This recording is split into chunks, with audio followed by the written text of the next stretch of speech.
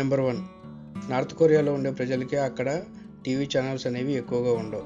Only 3 channels మాత్రమే అవైలబుల్లో ఉంటాయి. ఆ 3 ఛానల్స్ కూడా అక్కడ గవర్నమెంట్ కంట్రోల్లో ఉంటుంది. మనకైతే ఇక్కడ కొన్ని వందల్లో ఛానల్స్ అనేవి అవైలబుల్గా ఉంటాయి, మన ఇష్టం వచ్చి చూసుకోవచ్చు. కానీ అక్కడ జనాలకి అక్కడ ఏ ఫ్రీడమ్ ఉండదు. ఓన్లీ ఆ 3 ఛానల్లో, అది కూడా ఆ 3 ఛానల్లో అక్కడ గవర్నమెంట్ అగెనిస్ట్గా ఏ న్యూస్ ఉండదు. అదే ఓన్లీ ఆ స్టేట్ వరకు జరిగిన న్యూస్ మాత్రమే వస్తుంది. బయట దేశాల్లో ఏం జరుగుతున్నది కూడా ఆ న్యూస్ ఛానల్లో వేయడానికి వీలు లేదు. ఓన్లీ అది మాత్రమే అక్కడ జనాలు చూస్తారు.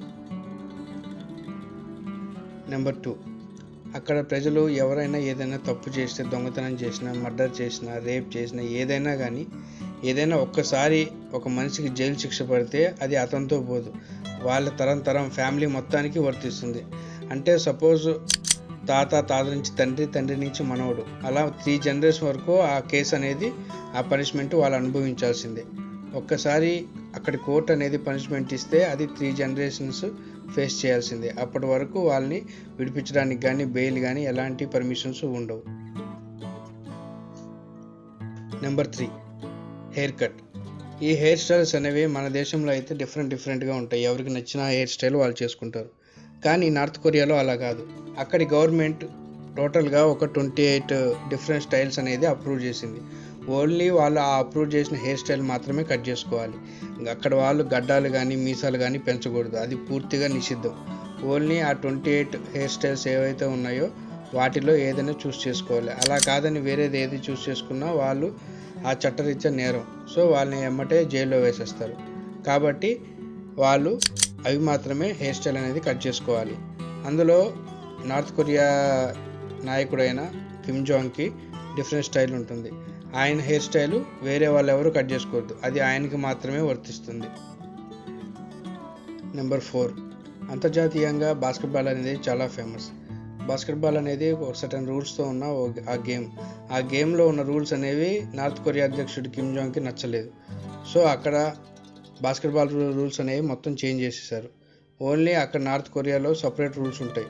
సో వాళ్ళు అక్కడ మాత్రమే బాస్కెట్బాల్ ఆడాలి. ఓన్లీ వాళ్ళ దేశంలో మాత్రమే ఛాంపియన్షిప్లు జరుగుతాయి. ఆ టీం అనేది నేషనల్ వైడ్గా, వరల్డ్ వైడ్గా ఆడదు, ఓన్లీ నేషనల్ వైడ్గా మాత్రమే ఆడుతుంది. నెంబర్ 5, నార్త్ కొరియా క్యాపిటల్ అయిన ప్యోంగ్యాంగ్. ఆ క్యాపిటల్లో ఓన్లీ కొంతమంది వరకే రూల్స్ అండ్ రెగ్యులేషన్స్ ఉంటాయి. వాళ్ళు అక్కడ గవర్నమెంట్ పర్మిషన్ తీసుకొని మాత్రమే ఆ క్యాపిటల్లో ఇల్లు కట్టుకున్నా, నివసించాలన్నా గవర్నమెంట్ పర్మిషన్ ఉండాలి. ఒకవేళ గవర్నమెంట్ పర్మిషన్ ఇవ్వకపోతే ఆ క్యాపిటల్లో ఉండడానికి వీలు లేదు.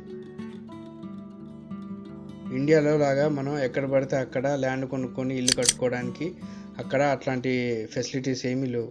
అక్కడ ఏది చేసినా ఏం చేసినా గవర్నమెంట్ రూల్స్ ప్రకారం గవర్నమెంట్ పర్మిషన్ తీసుకోవాలి. వాళ్ళు పర్మిషన్ ఇచ్చిన తర్వాతే ల్యాండ్ కొనుక్కోవాలి. అండ్ వాళ్ళు పర్మిషన్ ఇచ్చిన తర్వాతే వాళ్ళు ఇచ్చిన డిజైన్ ప్రకారం మాత్రమే ఇల్లు కట్టుకోవాలి. స్పెషల్లీ క్యాపిటల్లో అయితే వాళ్ళు ఎవరికి పర్మిషన్ ఇస్తారో వాళ్ళు మాత్రమే క్యాపిటల్లో నివసించడానికి అర్హులు, మిగతా వాళ్ళందరినీ లోపలికి కూడా రానివ్వరు. నెంబర్ 6, నార్త్ కొరియాలో చదువుకోవాలనుకుంటే పిల్లలు కానీ, పెద్దవాళ్ళు కానీ, ఎవరైనా కానీ చదువుకునే విద్యార్థులు వాళ్ళకి సంబంధించిన స్కూల్లో వాళ్ళు కావాల్సిన డెస్క్లు కానీ, చైర్స్, ఆ బిల్డింగ్ కట్టడానికి రా మెటీరియల్, వాళ్ళు ఏ స్టాండర్డ్ వరకు చదువుకోవాలో అంతవరకు వాళ్ళు ఆ స్కూల్కి అనేది డొనేట్ చేయాల్సి ఉంటుంది. ఎందుకంటే ఆ స్కూల్స్ అనేది బిల్డ్ చేసేది గవర్నమెంట్. అక్కడ ప్రైవేట్ స్కూల్స్ అనేవి ఉండవు, ప్రైవేట్ వ్యాపారస్తులు ఉండరు. కాబట్టి గవర్నమెంటే రన్ చేయాలి. సో గవర్నమెంట్ రన్ చేయాలంటే, మీ పిల్లలు చదవాలంటే మీరు దానికి సంబంధించిన బుక్స్, చైర్స్, బిల్డింగ్ మెటీరియల్, రూమ్కి కావాల్సిన ఫర్నిచర్, కావాల్సిన మెటీరియల్ అన్నీ మీరే ఇవ్వాలి. అప్పుడే మీ పిల్లోడికి అనేది అడ్మిషన్ దొరుకుతుంది. అంత స్ట్రిక్ట్గా ఉంటుంది రూల్స్ అక్కడ. మళ్ళీ ఇవేవి స్కూల్ ఫీజులో కవర్ అవ్వవు. స్కూల్ ఫీజు అనేది చాలా సపరేటు, కాలేజ్ ఫీజు సపరేటు, ఈ మెటీరియల్స్ ఇవన్నీ సపరేటు. ఇవన్నీ ఎవరైతే జాయిన్ అవుతారో వాళ్ళతో పాటు తెచ్చుకోవాల్సిన, వాళ్ళతో పాటు పే చేయాలి ఇవన్నీ. మళ్ళీ స్కూల్ ఫీజు అనేది సపరేట్గా ఉంటుంది. నెంబర్ 7, నార్త్ కొరియాలో ఏ మతమైనా తీసుకోవచ్చు, ఎలాగైనా ఉండొచ్చు. కానీ బైబిల్, క్రిస్టియన్స్ చదువుకునే ప్రతి ఒక్కరు బైబిల్ ఉండొచ్చు, కానీ బైబిల్ అనేది కొనుక్కోకూడదు, వాళ్ళ దగ్గర సొంతంగా ఉండకూడదు. ఓన్లీ చర్చిలో మాత్రం చదువుకోవాలి, అక్కడే వదిలిపెట్టి రావాలి. అలా కాదని వాళ్ళు క్యారీ చేస్తే మాత్రం వాళ్ళని జైల్లో వేసేస్తారు ఇమీడియట్గా.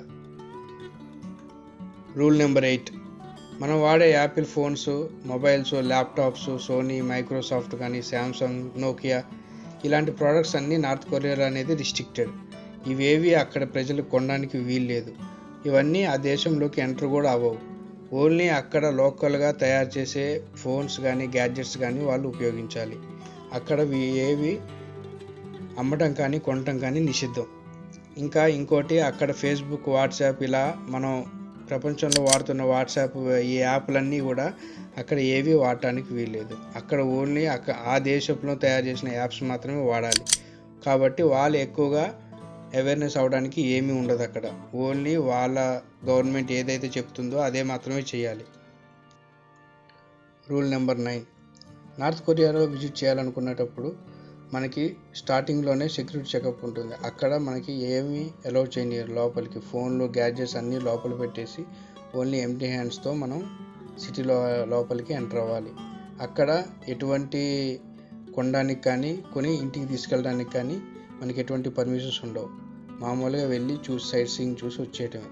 అక్కడి నుంచి ఏమీ తీసుకురావడానికి ఆ దేశ గవర్నమెంట్ అనేది ఒప్పుకోదు. రిటర్న్లో వచ్చేటప్పుడు మళ్ళీ సెక్యూరిటీ చెకింగ్ దగ్గర మొత్తం చెక్ చేస్తారు. ఆ దేశం నుంచి చిన్న మొక్క కూడా తీసుకెళ్ళనివ్వరు. ఆ తర్వాత మీ గ్యాడ్జెట్స్ని మీకు ఇచ్చి పంపించేస్తారు. Rule number 10. నార్త్ కొరియా మొత్తం గవర్నమెంట్ కంట్రోల్లోనే ఉంటుంది. అక్కడ ప్రైవేట్ వ్యక్తులు ఎవరు ఉండరు, ప్రైవేట్ బిజినెస్లు ఉండవు. ఓన్లీ గవర్నమెంట్ కిందే అక్కడ ఉన్న జనాభా అంతా గవర్నమెంట్ కిందే పనిచేస్తుంది. అక్కడ చేసిన ఫుడ్ కానీ, ఏదైనా టెక్నాలజీ ఏం తయారు చేసినా, ఏం తిన్నా కానీ గవర్నమెంటే తయారు చేస్తుంది. గవర్నమెంట్ దగ్గర నుంచే కొనుక్కోవాలి. గవర్నమెంట్ దగ్గర పనిచేసిన వాళ్ళకి గవర్నమెంటే అక్కడ శాలరీస్ అనేది పే చేస్తుంది. గవర్నమెంట్ కాదని ఎవరు ఏదైనా చేసినా, ముఖ్యంగా ఆ దేశ అధ్యక్షుడు కిమ్ జాంగ్, ఆయనకి వ్యతిరేకంగా ఎవరైనా ఆయన ముందు వ్యతిరేకంగా ఏ పని చేసినా కానీ అక్కడికక్కడే చంపి పడేస్తారు. అలా కాకుండా వేరే ఏదైనా దొంగతనాలు అలాంటివి ఏమైనా చేసినా కానీ వాళ్ళు 3 తరాల వరకు ఆ జైల్లోనే ఉండిపోతారు. అలా ఆ దేశ రూల్స్ అనేవి చాలా స్ట్రిక్ట్గా, చాలా బ్రూటల్గా ఉంటాయి. కాబట్టి వాళ్ళంతా ఇంకా ఇండిపెండెంట్గా. ఇలాంటి మరిన్ని వీడియోల కోసం మా ఛానల్ని లైక్, షేర్, సబ్స్క్రైబ్ చేసుకోండి. Thank you.